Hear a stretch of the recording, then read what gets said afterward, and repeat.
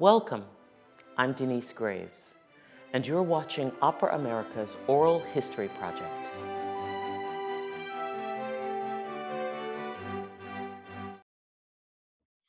Erie Mills, hello, and thank you so much for being with us. Hello, Mark, and thank you for inviting me. You know, for our 50th anniversary, we want to capture interviews with people who've really shaped opera in America over the last half century, and you are one of those people. So I'm really grateful to you for this time today. Thank you. Well, it's my pleasure. Thank you. Erie, I ask everyone the same question. Who brought you to your first opera? Well, I don't know. I think we brought each other. It was my mother and myself, New York, the Metropolitan. We were there on a brief vacation to visit some friends that I had met actually at Interlochen at the National Music Camp.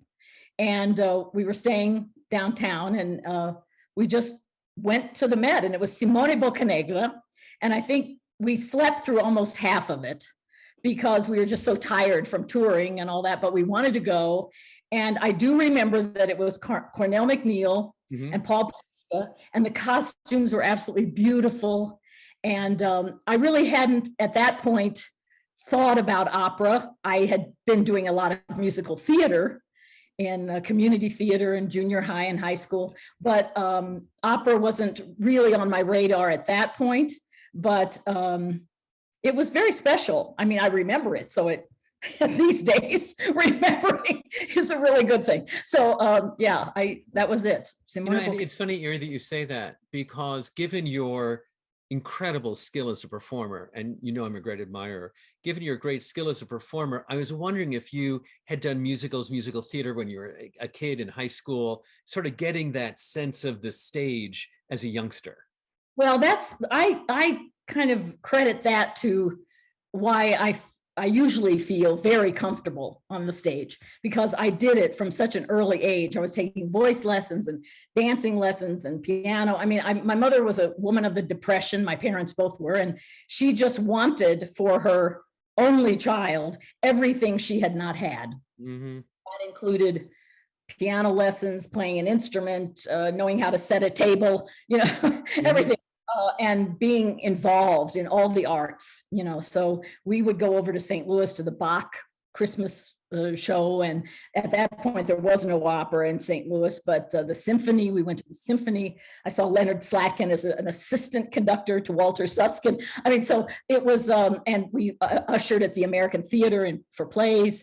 And it was just an important, for her, a very important thing that her child have that opportunity. And I also laugh about it because I said I don't think she realized the monster that she was creating, because I just took to it very easily. And I wasn't good at everything, but I did lots of things. So and I think that did help with my comfort zone. And also I think it really helped with the singing, because I didn't do a lot of chest voice necessarily, but I had to project and was not really afraid of making an ugly sound as long as I knew I could get out of it. Like in the opera, I sang Fuma Sarah in Fiddler on the Roof because I was the littlest person that could fit on the guy's shoulders, and so I remember, and I was like the nasty nun in in Sound of Music. And so, I mean, you did what you were asked to do, and that was great training.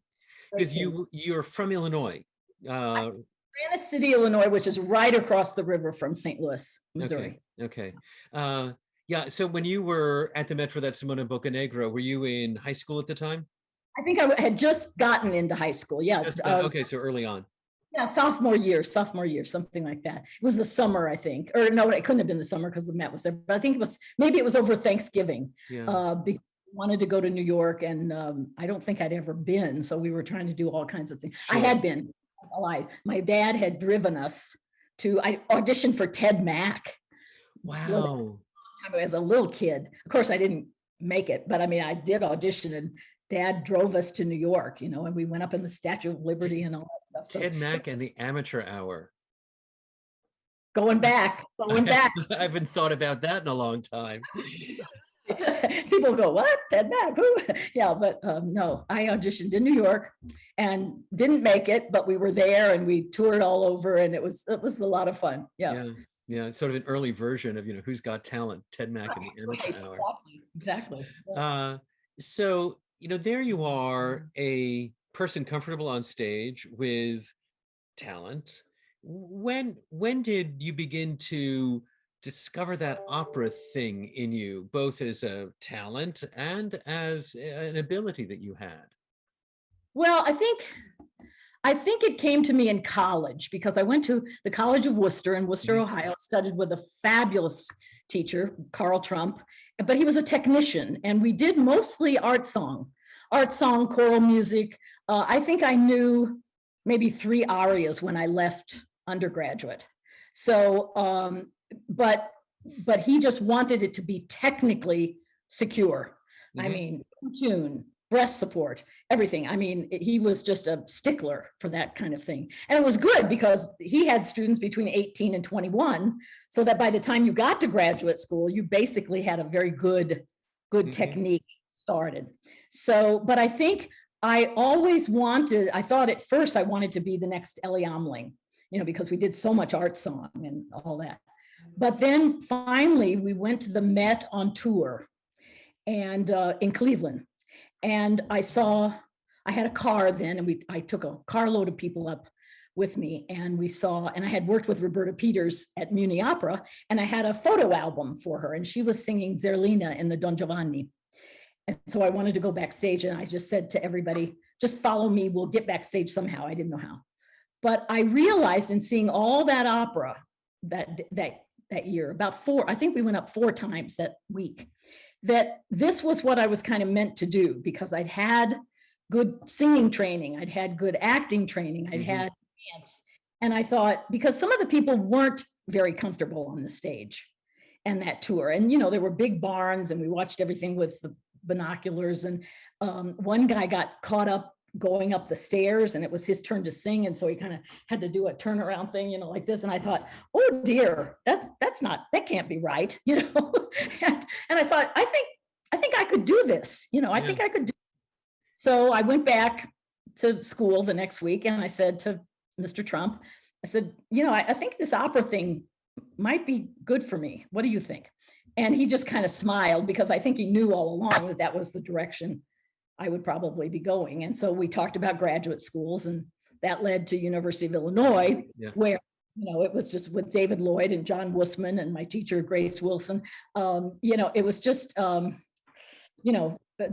doors opened and everything was just great. And I thought then, when I did my first opera, I had done one of the witches in Dido and Aeneas at Worcester, but I did Musetta in Bohème. That was my first opera. And we did everything in English at that point. And I thought I had died and gone to heaven. I just thought I had a red wig and all purple costumes and the white boa. And I just walked out, and I just thought, oh man, if this is what this is about, I'm in. I just loved it. And the only difference really between musical theater and opera is that you don't stop to talk most of the time. You just keep singing. Yeah. But so Erie, you skipped over a detail here, and I want to go back. You said you had been with Roberta Peters at the Muni, and I don't know that many people know that's the St. Louis Muni, or that Roberta Peters is a major star at the time. Well, she came and did, I think it was her first book show, her first musical. She did Anna in The King and I, and beautiful costumes, and she came so prepared, and she sounded so beautiful. And I was only going to be a senior in high school at that point. I got into the Muni Opera because I had good high notes. And Anton Coppola was the music director at that point. And so I sang an audition, and he came up to me and he said, well, I'm going to call you back for tomorrow for the finals. I said, great. And I sang Adele's Laughing Song in English. And so they needed people, sopranos that year, that had good high notes. And there were a couple of ladies that were in college. And of course, they knew who I knew who Roberta Peters was, but I didn't really know her. And we were all so excited. And she did such a beautiful job. You could tell she was a little bit nervous, because when she pointed to the, before getting to know you, she pointed to the blackboard teaching the children. And we were all there, all the wives, And her little hand was shaking so hard when she was like this. Well, once she started singing, she was home free. I mean, it was just Wow. gorgeous, you know. And and then she came back in my years there. She came back and did Bittersweet. And Robert Merrill sang Fiddler on the Roof. The first Wow. time when I said Sarah, he was the Tevye. And boy, talk about a sound. I mean, we just weren't used to sound like that, you know. Everybody was mic'd because it's a 12,000 seat hall outside, you know. But the voices were, so, you know, it's full orchestra. We used a full orchestra. So yeah, so I got to hear that sound, you know, and Roberta Peters and I became, after that, you know, I reminded her when I saw her in college, and I gave her the booklet, and she was so thrilled. And after that, we became not good friends, but I mean friends, and she would always be generous with me and very kind. And That's very sweet. That's very sweet. What a great story. And you also mentioned David Lloyd. And in all of the interviews that I've done, I don't know that anyone has mentioned David, you know, wonderful singer in his own right, in, I think, the United States premiere of Billy Budd. And then he went on to lead for many years Lake George Opera Festival when it was up in Queensbury High School auditorium. So you worked with him as a teacher at University of Illinois? Right. He was the head of the opera department. They had built the Krannert Center, and he had come to run the opera department. And I'll tell you, that was probably the most wonderful thing I could have done, because he believed in an overall, you know, we took makeup class, we took directing class. I directed a scene from Abduction from the Seraglio long before I sang it. And wanted lighting. We took a lighting class, and we had all the assistants had to have jobs. And my first job, my first year, was publicity. So I worked with the Krannert Center head and wrote all the press releases and had to get all the information in at a certain time to be in the paper, the local paper. And then the second year I was the scheduler. And after that, I have had a profound respect for people who schedule the opera rehearsals and all that. I mean, that's just somebody you never, you just smile and keep going, because you never cross them, because they have such an incredible job to do. And if somebody cancels, they do another thing. And I told kids, I mean, I told my colleagues, if you touch this board, you come to me first, and if you need to change, we'll change it. But if you touch it yourself, you're a dead person, you know. It's just so it would, but it taught you about the opera business. Yeah, you know. What a great approach! What a great approach! He really, the year after my first year, I stayed at school and did a class, and I was running the costumes for the Porgy and Bess that we did at U of I, and then it went up to Lake George, and I drove the van across the country with Craig Rutenberg and Becky Hayes, another friend, in the car to Lake George, got all the costumes out, had to wash and dry and iron them all. And Bill Warfield was the Porgy. Wow. Oh, I mean, you know, you grow up with those people and you think, oh, wow, this is, and he was on the faculty at William Warfield at that time, and taught the oratorio class. And oh my goodness, that was an experience. So, you know, you just met all these great people, and John Wussman was the main coach. Eric Dahlheim also was the coach there. And we just did, I mean, we started singing at about 8:30 in the morning, and we didn't stop until 11 o'clock at night. And you just learned all kinds of different things and different repertoire. And, you know, that was in the ear of Jerry Hadley and Eric Halverson. Yeah. And I mean, we just had a great group of people, just a great group.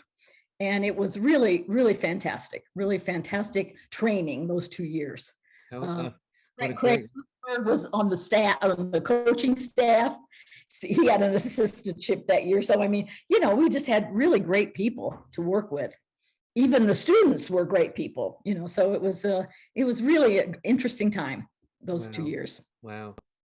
So Erie, from U of I to the Houston Opera Studio, was that a direct path right from one to the other? Was a pamphlet appeared on the board, and we all looked at it, and they were going to audition in Chicago. And so I guess we called and made a reservation or something, all of us, and we drove up to Chicago, and a bunch of us sang. And in those days, because that was going to be the first year of the studio, 1977, and in those days, the people auditioning were Carlisle Lloyd, David Lloyd, and Jean Mallandane. She was head of music staff at that point. So, we sat there and we're singing for Carlisle Floyd and David Lloyd. And I think I started with Norina, and Carlisle said, well, do you sing Blanchen? And I said, well, yes, I do, but I didn't bring it. And he said, oh, I'm sure we can find the music somewhere. And somebody went out in the hallway and said, does somebody have the, I don't know if it was in the prima donna thing or the Shermer, whatever. And I looked at my pianos because I brought my pianos with me. And I thought, oh dear, I hope I remember this. And so did that. And then they asked for the Anne Truelove. Oh my word. Those were in the days where you did like 20-minute auditions. And David came up to me after the Anne Truelove, and my C natural, my high C, was never the greatest note in the world. And I could ping it and crescendo, but I could never really hit that high C forte. And make it. How above. Interesting, because of course you could sing above it, but that note, yeah. I got above it was fine. And below it was okay. Even that passaggio air was all right. But that C natural, so I always sang it, an ever loving heart, and I would just ping it and then crescendo. And David Gockley, after it was over, walked up to the little stage where I was standing, and he looked at me and he said, Erie, may I ask you why you do the high C piano and crescendo? And I just looked back at him and I said, because I can. And he just smiled. He got this like little, gas smile on his face, and like, oh, and I made the finals, so I guess they must have liked it. So anyway, and then they flew us all down to Houston, and we met Nicolai Eady then, because she was there and she was going to be the teacher for. Yeah. Oh my goodness, how fabulous! I was very fortunate. Yeah, I was very fortunate. So you've worked so extensively with apprentice programs, resident artist programs. You're a member of the HGO studio. How important are those for a young singer? Well, I think in those days, and probably now too, they are important because they allow the young artists to be affiliated with a company. And no company wants to believe that they hired somebody who wasn't very good. So they want you to do well. They want you to be successful so they can be, quite frankly, the people that say, we're the ones that started this person out, and we'll have them come back after the studio days, and they really want you to be successful. I know that's hard for some young artists to take because they're working very hard and they think, oh, they're not getting, but I think the companies really want their young artists to be successful. And so they give you an opportunity to live, first of all, in one town for a while, 1-2 years, maybe 6 months, whatever the program is.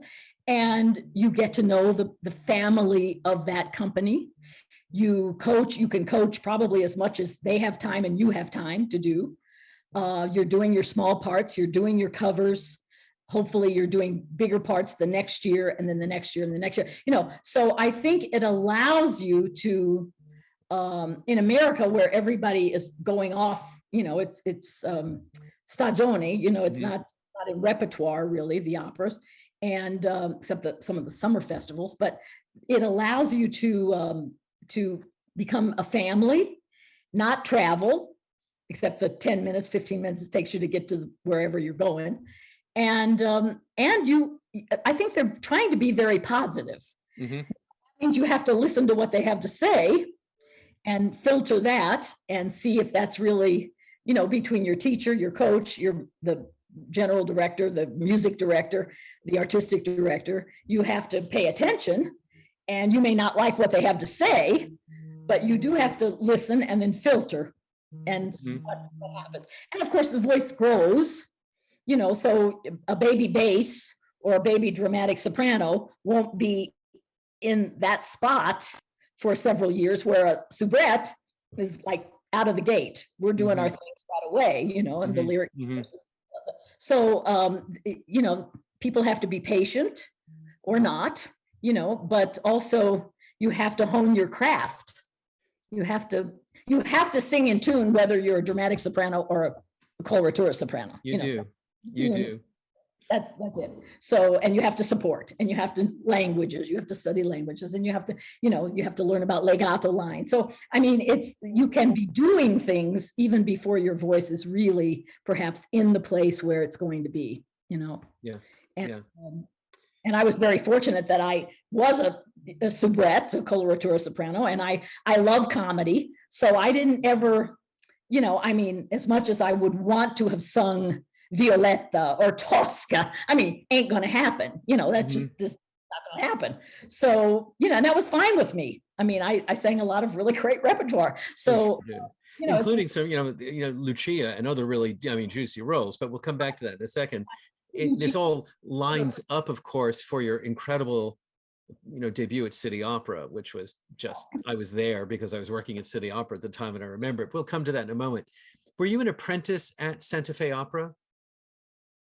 I was not an apprentice at Santa Fe Opera ever. I was an apprentice. But in 1984, I went to sing for John Crosby in New York, and I got hired for the Carolina in Matrimonio Segreto, 1984 summer. So I was hired as an artist right away. But I had been an apprentice at Lake George, right, and done and small parts and Frasquita and Carmen, and then I did the Don Pasquale for the student matinees, and then came back and did Mikado a year later. And so I did an apprenticeship, but it wasn't at Santa Fe. Yeah. So let's get to the City Opera, Candide. And I remember those performances, the opening night. Leonard Bernstein was in the theater sitting next to Beverly Sills. I was working at City Opera at the time, and I was in charge of the patron program. I had patrons calling on waiting lists to get in to see that Candide. It was the hottest ticket in New York City. And night after night, you popped Cunegonde, Glitter and Be Gay out night after night, just perfectly. What was that experience like for you, Erie? Well, it was a great one, because indeed it was my New York City opera debut. And we had a lot of it was a new production, so we had a lot of rehearsal, a lot of stage time, great cast, the orchestra, great conductor, John Malcheri, and Hal Prince, it was his production. Yep. And that one aria that I had been singing since college.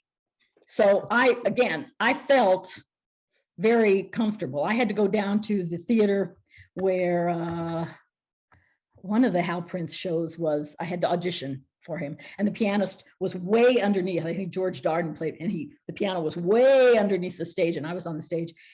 And again, the aria went great, and then of course they asked me to do some dialogue, and my voice was so high from singing that. And Hal came up to the stage and he said, "Could we just try that again and just really relax and calm down?" And I said, "Okay, but when you've been singing Cunegonde, it's hard to get your voice back down." But I left the theater. I think it was the Phantom of the Opera Theater, I think, and I walked back to my manager's office. It was ICM and John Anderson at the time. And by the time I got to the office, they had already called and offered me the job. So he knew before I knew. And it was just such a wonderful experience. I mean, the people at City Opera were so lovely. And it was, again, a real family, but everybody was excited to be working with Hal Prince. And it was just, the music is wonderful. And it was a fun show. If you couldn't have fun doing Candide, you couldn't have fun, I don't think. It was a wonderful time at City Opera. I mean, you had June Anderson there, and Gianna Rolandi, and Diana Soviero was still there, and it was just an amazing, high quality repertory house with American singers. Mm-hmm. That's right. And that started, and I did many things after that. And it was a wonderful place to be. I was fortunate that most of the things I did were new productions. So there was a lot of rehearsal time. And I appreciated that, because that's how it was in the region. You'd be in a place 2 weeks or 3 weeks or whatever. And but it was a good place. And I remember that those tickets for Candide because I banked at the Chemical Bank on 86th Street, and Peter Greenow of Beverly's husband, yeah. the car pulled up and he got out and he banked at that bank. And the line went as a snake. And one of my neighbors from my building was opposite me, and she said, "Oh, Erie, it's wonderful about the Candide and wonderful. Do you think, can you get any tickets?" I mean, and I said, "Oh, I don't know. I mean, I don't do, I use my two comps, but and Peter piped up, he was on the other side of and he piped up and he said, "I'm married to the boss and even I can't get tickets." So, and everybody laughed, so it was, yes, it was a pretty, I mean, there's nothing greater than walking to the stage entrance and seeing the line outside to get in. I don't think I've ever experienced anything like it since, where what was going on in the opera house was the buzz of the town and was just so sold out. It was remarkable. It was a remarkable moment for you, for City Opera, really quite something. Right. Yes, it was a great experience. And then we brought it back in 2 years later for the telecast and the recording, and they won a Grammy. And so that was, it was just kind of built on itself. And it was really a lovely experience. And then I did it. So it was, it was a great fun and great experience. And you were fantastic. Thank you. So the Met a few years later and European houses, but I also know that you were then, doing Lucia in smaller companies, in the center of the United States, in the heartland. And, here you were with, a leading lady in smaller companies, a singer with an international resume in companies all over the world. What was that dialogue like between a small American city in a role like Lucia versus going to Europe and singing Zerbinetta in a great house? What was that like? Well, I mean, Mark, I think it's really important for people to understand that you do your job. It's you have to be prepared for whatever. If you're in Vienna, I had 6 hours of rehearsal because it was an old production. So, and part of that 6 hours was watching the television with Gruberova that had aired, but you never saw where she came in and out of. You just saw her on the stage. And I thought, well, this is not really very helpful. I mean, I love Gruberova, but I couldn't see where the entrances and exits were going. So, I mean, it's a totally different thing. But if you know what you're doing, if you're prepared, you do it, and the director would tell you where you had to be, at what points, and then kind of during the hour, he just left you alone. But it was nerve wracking, but I felt prepared, so it's exciting too. But the regional operas, again, I think, I always tell people you can't have a career on debuts alone. You have to be rehired. And I was very fortunate that most of the places I sang, I was rehired. So again, I felt comfortable. I knew the people. I knew what to expect after the first time. So you build your little communities. And in those days too, we did home hospitality. So we met the patrons and they became dear friends. I mean, I've sung my friends in Cleveland, the Friedheims. I sang for 2 of the daughters out of the 3 daughters' weddings, we're still connected. And so, I mean, you just become a little family within the big family. And, sometimes the magic works and sometimes it doesn't, but you just do I always felt, I mean, look, I'm one of those people that's very pragmatic. That's how I was raised. Do a good job. They'll like you. They'll hire you, so I didn't get it. It's not personal that it's, if somebody doesn't hire you, they just don't like you. And that's okay. That's what opera's about. I mean, I go to the opera and I like certain things and I don't like other things, but, but hopefully the people that like you, there are more of those than don't like you, so you just go on from there. But I think the preparation is really important, and knowing what you sing, where your forte in repertoire is. I remember early on in Chicago working with Alfredo Kraus, or seeing Alfredo Kraus. It was the 25th anniversary of the Chicago Lyric, and he was there doing Faust. And I remember people talking about that if Alfredo Kraus couldn't do, if Rigoletto, if Chicago wanted to do Rigoletto and Alfredo Kraus was not available, they didn't do it. Mm-hmm. That year being the 25th anniversary, he was in the Faust, the opening of the season, and they were filming it for the first time. And the second show was the Rigoletto. And you know who did the tenor? Luciano Pavarotti, 1979. Wow. So you really, and you saw, oh, Luciano Pavarotti could replace, they could do it because Luciano was there. And Judy Bling, was a wonderful cast. I covered, that's why.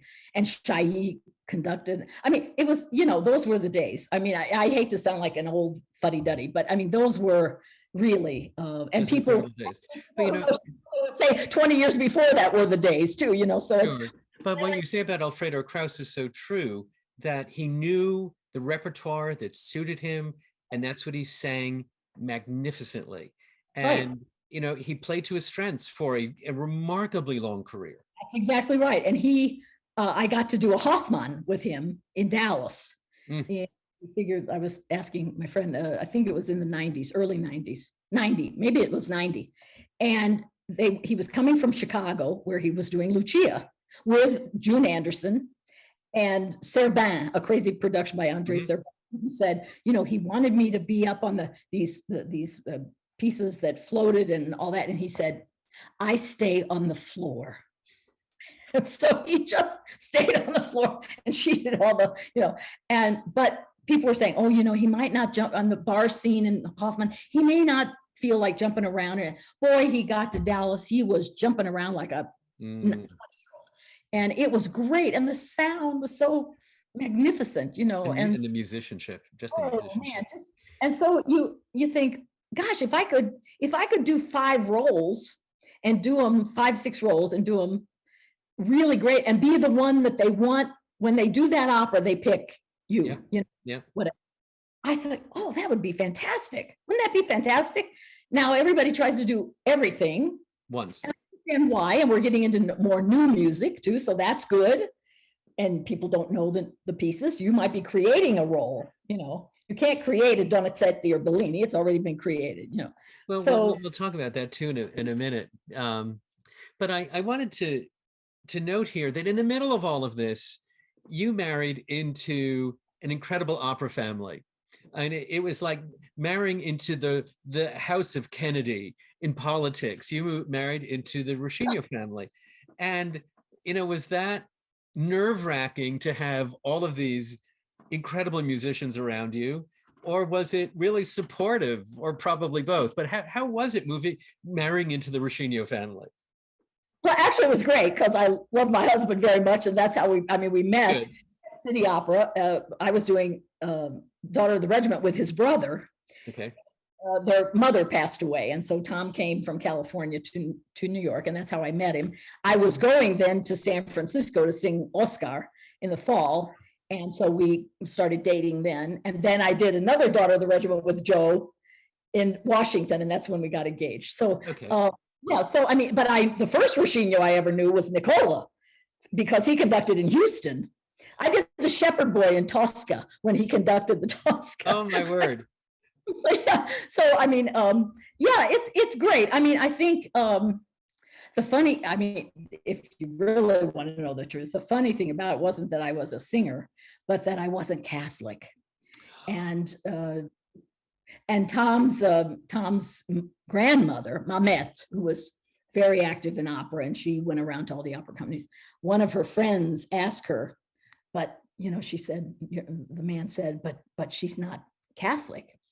And Mamet said, she's a good girl.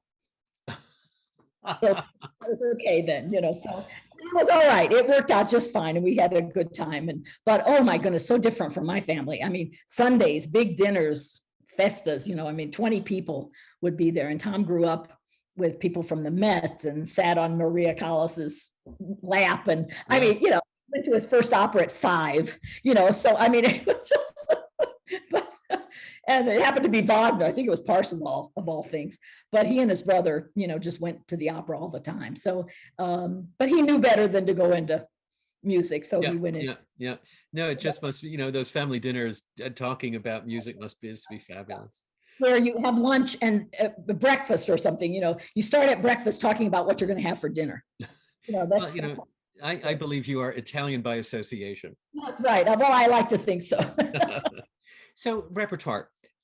Here we've been talking about whether it is Zerbinetta in Ariadne or Candide, Lucia we've talked about, but you also, did a lot of new work. And I'm wondering whether you approached it any differently, performing a role that was well known and well documented by recordings versus creating a role that is a first time experience for the audience and for you. Different approaches, same approach, Well, but different outcome? that repertoire. Well, look, you start with the text, you start with the music, you start with the rhythms, you have to learn it, and you do your research. Miss Havisham's Fire, I read Great Expectations, and so I mean, you prepare, I think, the same way. You hope that the role, you don't say yes unless the role fits you. You have to have all the notes to sing on the page, but that was, for me, that was a real experience, because the role itself was so long, and just stamina became an issue, and also just that she was older. You're talking about Miss Havisham's Fire, yeah. I mean, so it was really, and it was so emotional. It took a little bit of its toll. I mean, I would come home after rehearsals and study and just become like her, just kind of go into my own thing. And I thought when it was over, oh God, I'm glad, in a way, I'm glad this is over, because I didn't get to socialize. I didn't get to, because I was really working on it, and but yeah, I've done actually more new music in diction working than I sang. I mean, interesting, yeah. I mean, I sang a lot of 20th century art song, but not that many operas. Yeah. And but then when I started doing diction work, of course, in St. Louis and Santa Fe, and where they do new work, that's where I really got to know the new works. And that's very interesting also, because I loved it. And I love understanding it. So Charles McKay said to me when I first started working in diction at St. Louis, he said, because I didn't think I could do it. I mean, I had just learned that phonetic, international phonetic alphabet to teach it at San Jose State. And I thought, Charles, I don't think I can do this. And he said, yes, you can. You have really great diction. And I want you to consider yourself to be the audience advocate. And I thought about it and I said, well, I can do that because I love opera, and I want everybody to get it. And that was pre-super titles in St. Louis too. Right. So we didn't have them. So that's where I really got to learn a lot more about a lot of new work. And just because this is part of the record, I just want to say that your performance as Miss Havisham stands out as one of the great performances of my career. I just thought you were astonishing. I thought the work was wonderful, and your portrayal was haunting and moving. It was really extraordinary. And that's where I could have taken dictation from your performance. I could have written down every single word. And of course, you now are doing English diction coaching in various companies all over, because you are so well known for it. But Erie, what's the key to it? Why can I understand every word that you sing, and with other singers I can't? What are they missing? What is so hard about it? And because I came from a musical theater background, the words are really important. So I never thought about, my vocal technique won't allow me to do this vowel on this note. You just did it. And that's what I do want to encourage young singers to try it. Now, some composers do it better than others. They set text better than others, and it's not always easy. But, and also I think the way we learn music is that we learn it, dot, dot, dot, dot, dot, and we don't think necessarily about the text enough. And so I want to encourage people to learn the text almost. Evelyn Lear said this to us at a master class a long time ago. Learn the text first. Memorize the text. And then you get the prosody, because it's not about every word. It's almost not insulting. I'm glad you enjoyed the Miss Havisham Star, but when people come up to me and say, oh, I understood every word, I think, oh, now as a diction coach, I think, oh, that's not so good, because the conjunctions, the prepositions, these just aren't important. Nouns and verbs, once in a while, adjectives, adverbs. That's it. That's what they want. But the line, it's the prosody, it's the poetry. And many librettists, write in poetry now, just like full timers. So, I mean, you have to get, where's the rhyme? Where's the end of the sentence? What's the important word or words of this line, this page? And everybody wants to sing it all the same, and I think once they get to a point where they know it well enough and they can actually sing the text, then it's much more understandable. And but some voices just some people just don't want to do it either, to be quite honest. They think the vocal technique is that they have to modify everything. And I say, give it a chance. Try it. I don't want you to pull. I never want it to be strained, but just try what's on the page. We should be doing that in Mozart. We should be doing that in Verdi. We should be doing that in dead guys, so let's try it with these guys too. And if it's really bad, we'll change it. And the good news is sometimes, because they're live composers, you can get the people to change. The composers change the music, or change the text within the music. So it's, some people just don't want to, but boy, if they would invest in that. But the prosody is a big, I've come to this. I learned music exactly that way, because I was a clarinetist and a pianist, and I learned everything, rhythm and all that. And that's not really what's important. The sound is important, of course, but your sound is your sound. Stop worrying about your sound. Just sing. If you're supporting the sound, it'll come out. Don't worry. But the what you do with the gift you've been given is the important part. And that's what makes people kind of sit up and go, oh, I really understood that. They may not have understood every word, but they got it. And that's the important part. Yes. So people want to do it, some people don't want to do it, but I make my Post-its no matter what, and when I get a singer that says, oh, but on that note, I really can't do it. I said, just try it. And you have to understand that my job is the diction coach. So you're probably going to get this Post-it several times if you're not doing it. So, if you don't want another Post-it, do it, just do it like Nike, just do it. And 9 times out of 10, the eval is not going to, why does Puccini write Johnny ski key? The eval, so many tenors, and then I'll work with tenors and they'll say, oh my God, the eval is the best vowel. Okay, then put the eval in the lower notes too, see what that feels like. If your eval is really good, practice on the eval and then just take, they get all. Oh my goodness, this is a mini masterclass. It's wonderful to hear you describe this. It's funny how what people have in their minds, and that comes from coaches. I was a teacher, I know all about that. But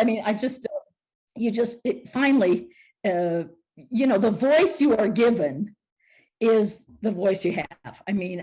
A good teacher can help that voice. And I was very fortunate in that department too. But it's what you do with the voice you have.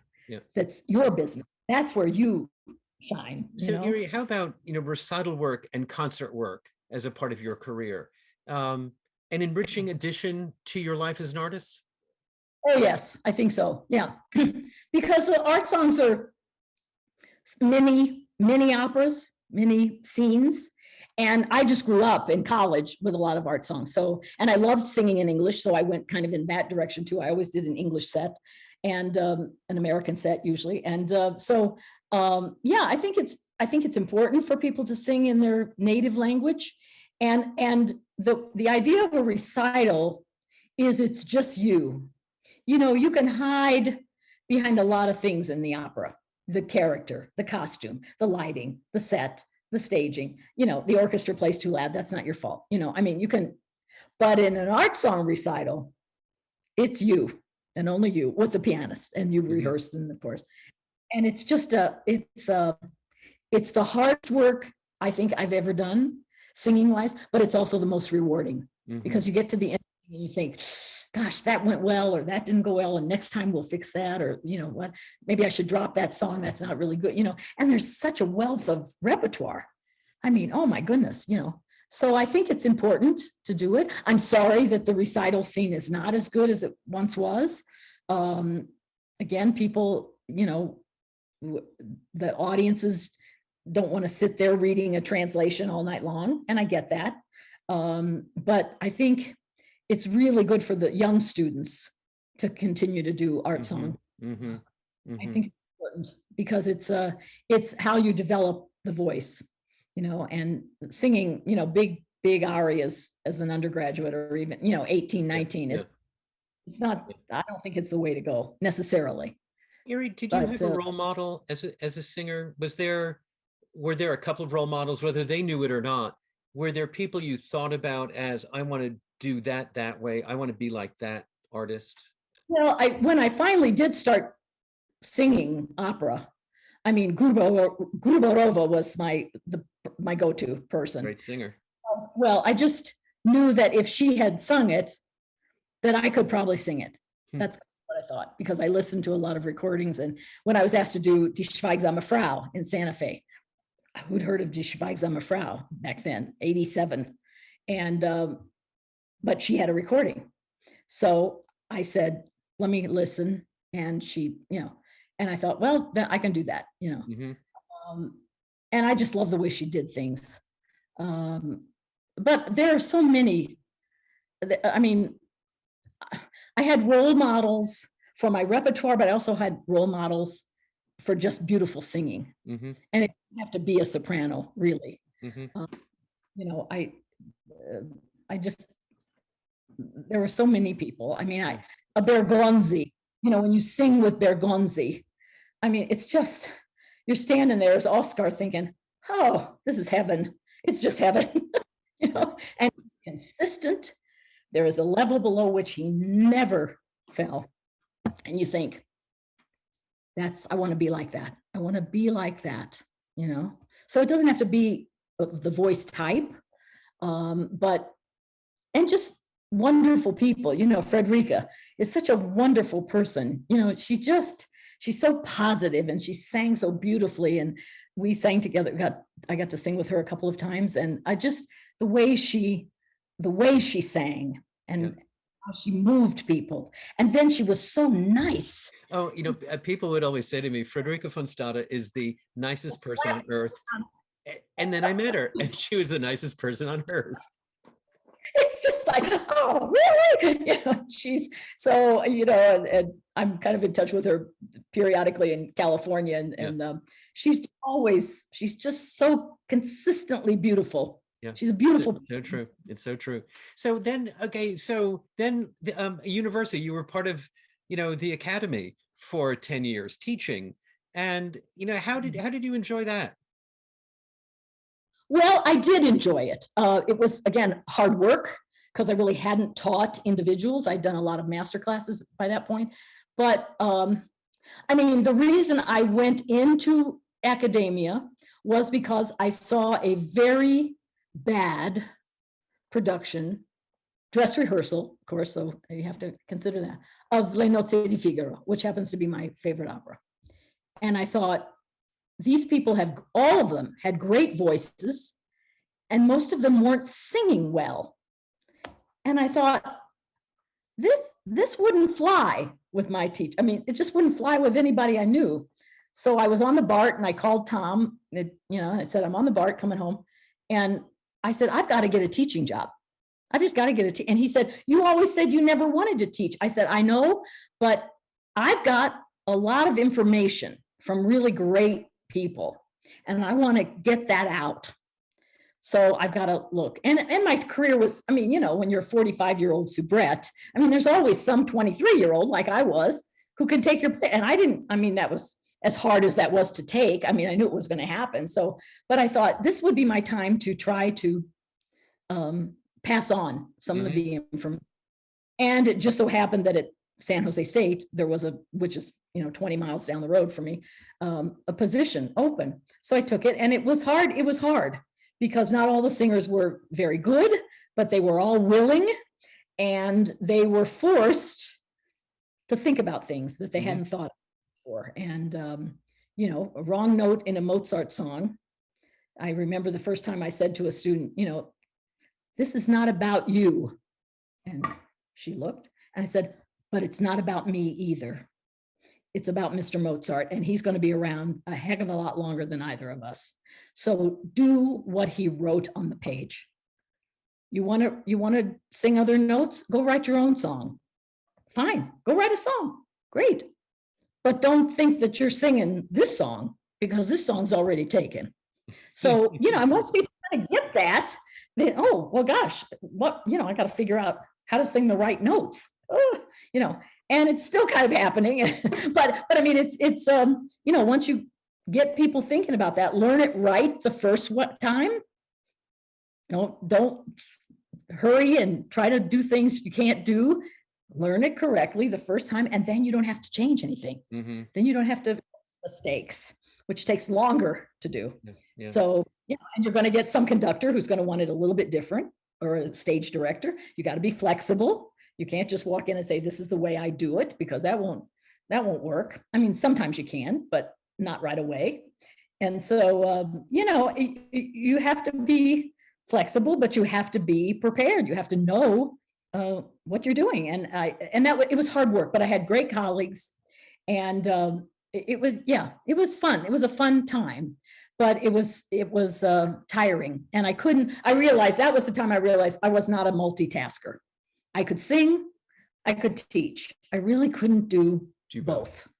So, you know, from the exhaustion of academia to being an artistic director of an opera company, are you just a glutton for punishment?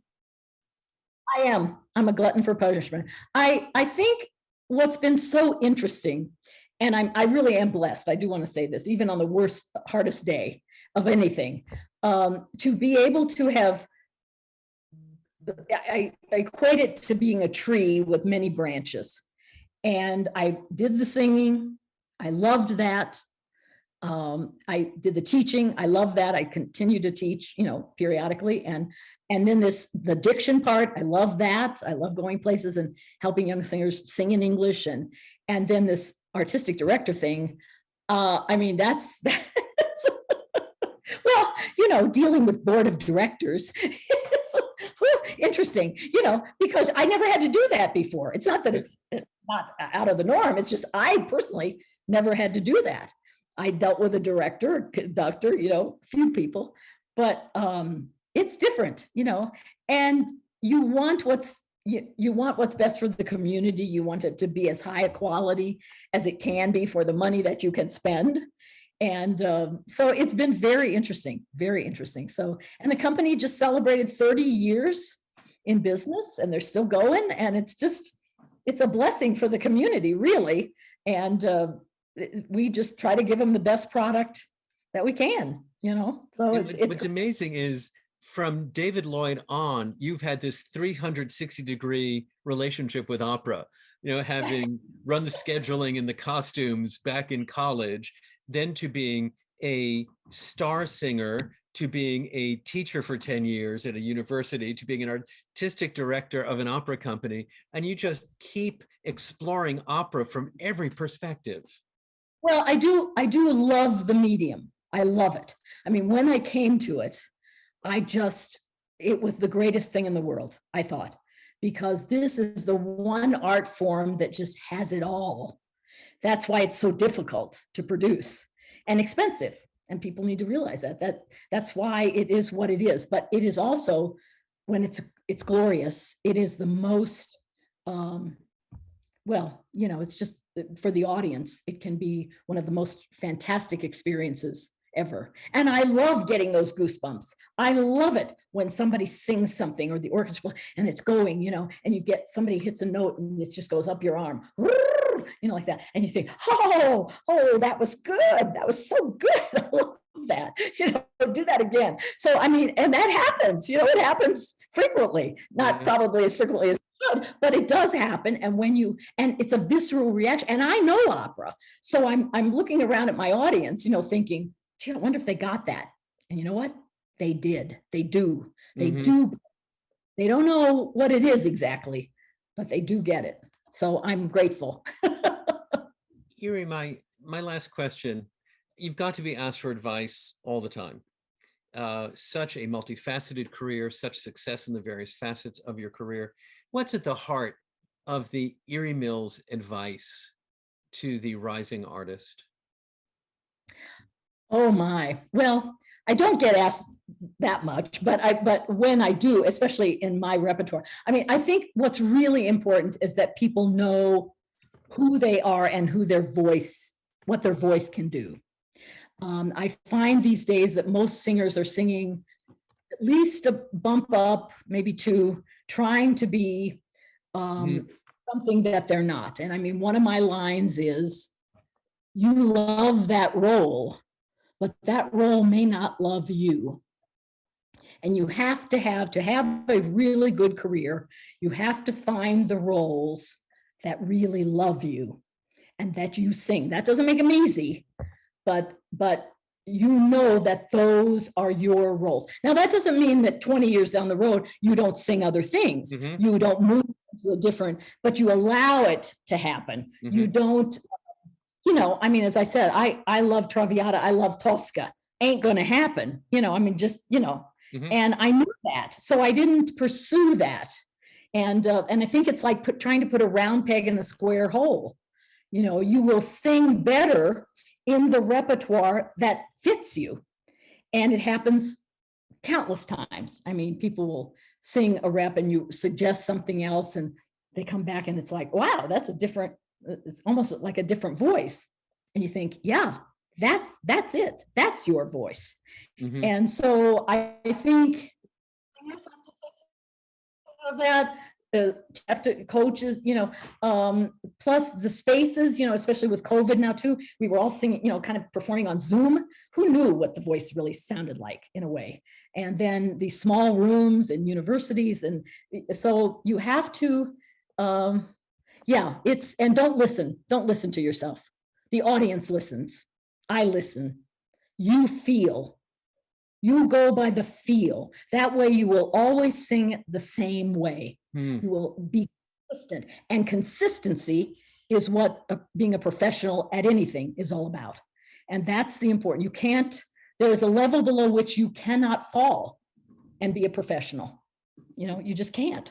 So you've got to get to that place and keep working at it, stay there. You know, and that's really important. A bad night is a bad night. You know, you may not get rehired if you have a bad night. If you have a semi bad night, you might get rehired. But what I love, Erie, about listening to you is the way you combine this warmth and humor on the one hand with this great rigor and discipline on the other hand. You know, you are joyfully non-negotiable about the basics of good artistry. I'll use that, Mark.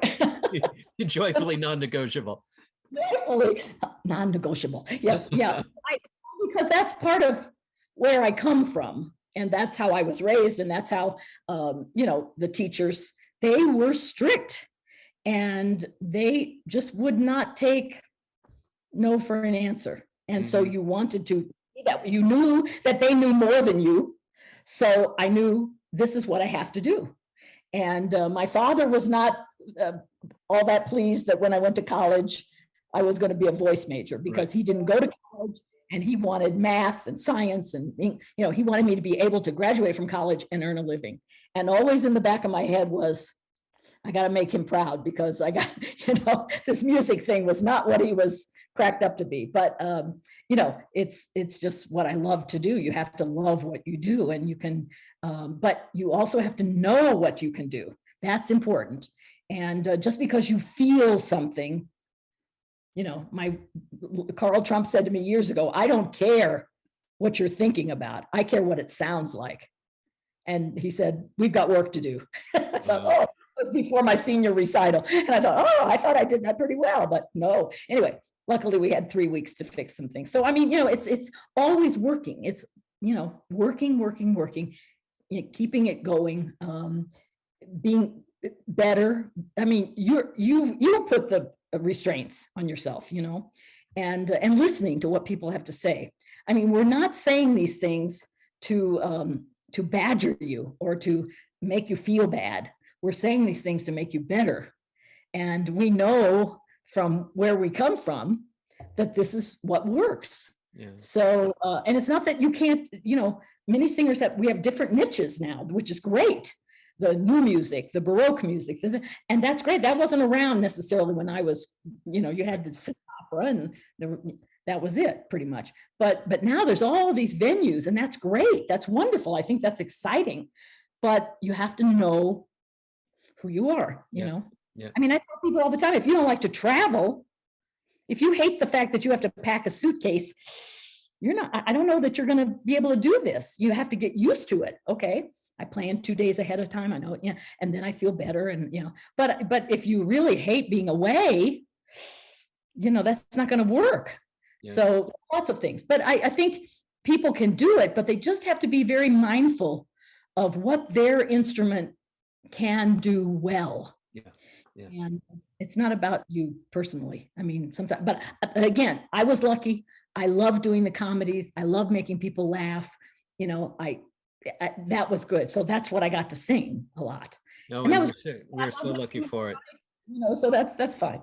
But anyway. We're so lucky for it, and so fortunate to have you as a member of this community in so many different ways. I'm tremendously grateful for your taking this time to speak with me today. And I just hope you'll let me know when you're coming to New York to coach at the Met again, so that way we can schedule a lunch or dinner. I'd love to see you. But in the meantime, thank you. Thank you again for this time today. Thank you. And I'm always grateful for Opera America and what you all do and how helpful you've been to me, not only as a singer, but as an artistic director. Anytime, Erie. Thank you. Thank you. We'll talk soon. Bye for now. Bye.